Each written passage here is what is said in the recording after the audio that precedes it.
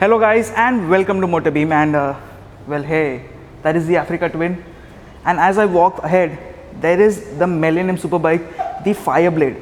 But I am not here for these two bikes. I am here for a premium offering from Honda in the Big Wing showroom in Mumbai, and this is it, the Honda H'ness CB350. This is the motorcycle we are going to be talking about. A walk around, what are the specs, what's new, what do you get for the price that you pay. That is somewhere close to 1.9 lakhs. That is what the expected price is. But my perspective is a little bit different. I'll be talking in comparison with the Classic 350 because this is a proper competitor. Let's begin.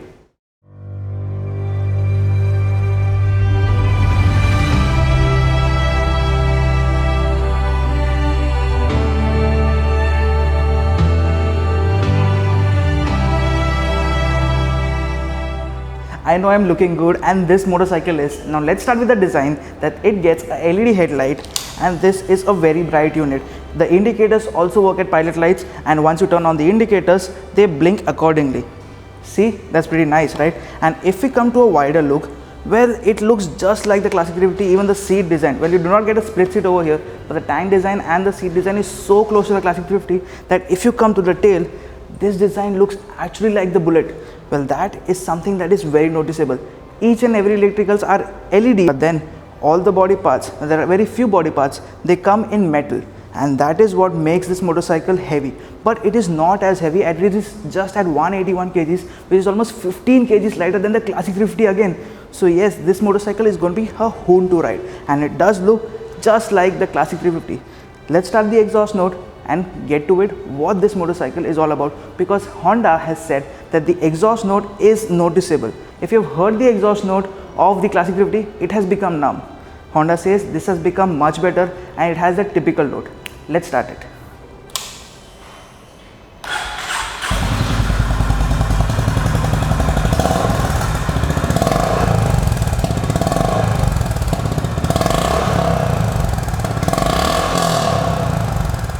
That is a damn loud and a thumpy exhaust note. This is what was actually missing in the Classic 350 in the BS6 update.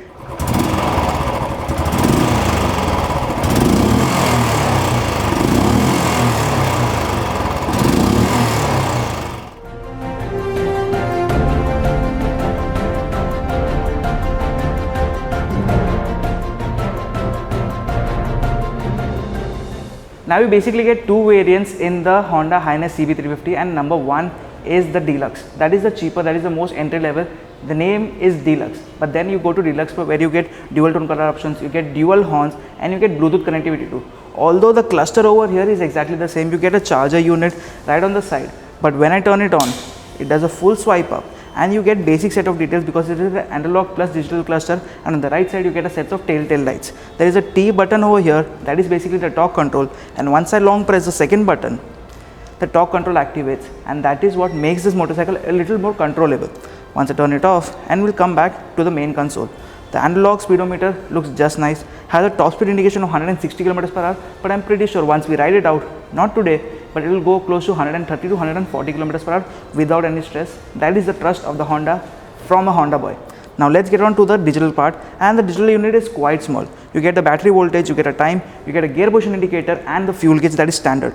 But as I move it, you get the odo, twin trip meters, and I guess, yes, you also get the live fuel indication, there is a live mileage too, and that's all about it. Now if I compare it directly with the Classic 350, Classic 350 gets an analog cluster and that's it, you don't get any more information. Comparing it over here, you get a ton of information. That is what makes this motorcycle a lot more attractive from a rider's perspective too. And talking about rider's perspective, well, you get a good set of switch gears too. These are finished in piano black, and these are by far the most premium looking switch gear I've seen till date. You get an integrated kill switch with a starter button, you get a parking light switch over here. On the left you get a good horn button and an indicator switch. Let me just click the horn once and you can see how loud it is, although it is just a single horn on the Deluxe variant. It's quite loud.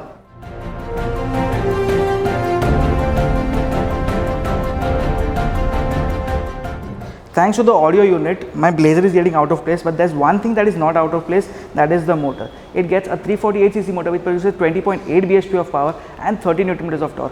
And if we compare it with the classic 350, it produces exactly 1.5 bhp more and 2 Nm more at an early RPM too.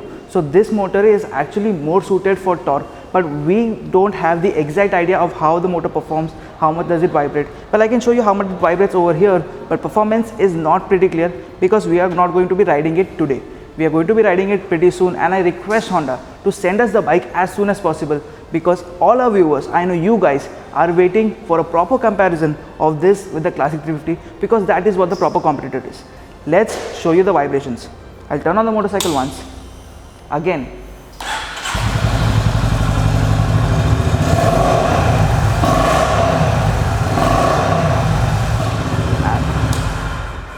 and as I do that, I can see there are some amount of vibrations because this is a long stroke engine. You can feel some vibrations toward the handlebars, toward the seats, but if I compare it with the classic 350, this is much more smoother.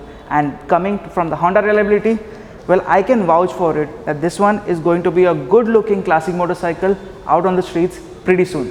The H'ness CB350 also gets a 5-speed gearbox with a heel toe shifter. Also, you get slipper clutch with assist that is standard across both the variants, making the clutch and gearbox quite light and very likable. But how does it perform? I don't know that yet. Now let's talk about the ergonomics, because ergonomics are one thing that is very crucial for this bike. And as I sit on the motorcycle right now, well, this is a comfortable place to be on, and the seat height is at 800 mm, which is slightly higher than the classic 350, but the riding posture is exactly the same. You get a good handlebar which is actually wider than the classic 350. The foot peg position is on a comfortable side, but it is not completely front set. It is very close to being a center set, but you can see that I have a right angle over here. So ergonomically, this motorcycle is very comfortable. And as I'm sitting on the motorcycle, the seat cushioning is slightly hard as compared to the classic 350. So I can say that it won't sunk in the motorcycle, but this will be comfortable. Enough space for the rider as well as the pillion. The grab rail is kind of disappointing, but that's okay. This one gets a duplex frame chassis, and that is very uncommon because the only motorcycle to get a down tube is the RE Classic 350. This one gets a better chassis too. This motorcycle does get a main stand, and let me show it to you how easily it jumps on the main stand without stressing the rider too much. I'll just pull it up, lock the main stand, and it will climb without a fuss. So yes, this is an ergonomically sound motorcycle. Even the main stand position, everything has been done very nicely.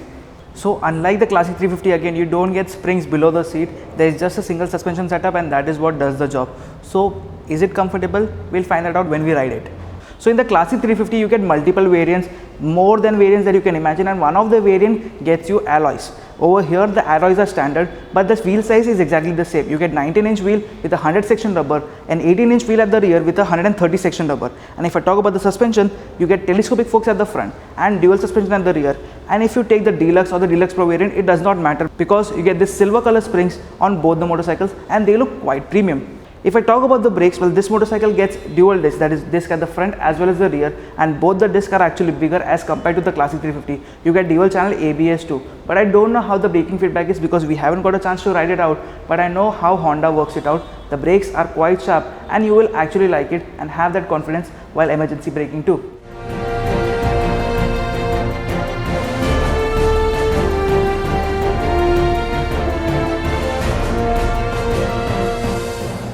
Now if I compare this motorcycle to the classic 350, well, this one feels a lot more premium, and that is why it is here at the Big Wing showroom.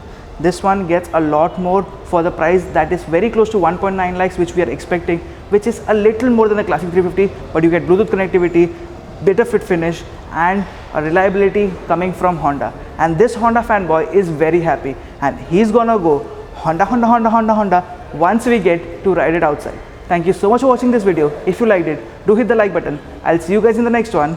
Bye bye.